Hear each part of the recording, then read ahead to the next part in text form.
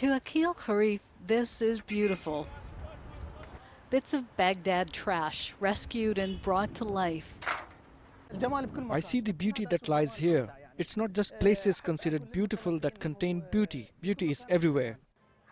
At the blacksmith, pieces of metal and old spoons are his paint and canvas.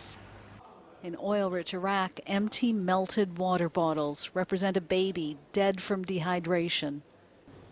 In his hands, an oil heater and pistachio shells become a tree, and barbed wire blooms.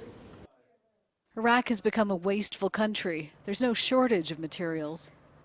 What you have in common, I think, is the work. Jonathan Watkins came to Baghdad to bring Iraq's alternative art to one of Europe's biggest art events. To some extent, that necessity is a mother of invention, extraordinary invention.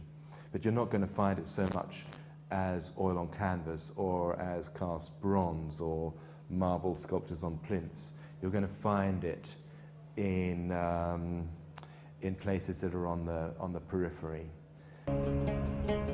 From the periphery, the artist's work appeared at the Iraq Pavilion at the Venice Biennale.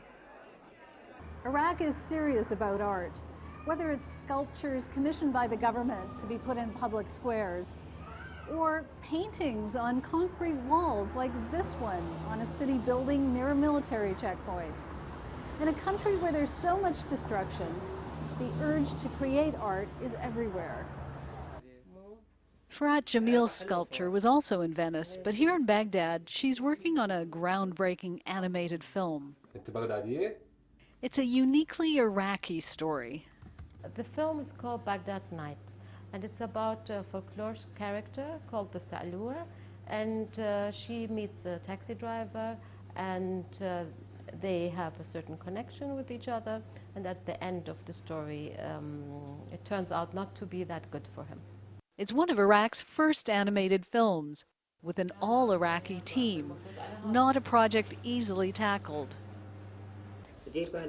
But as the world is discovering, Iraq's new artists aren't coloring within the lines. Jane Araf, Al Jazeera, Baghdad.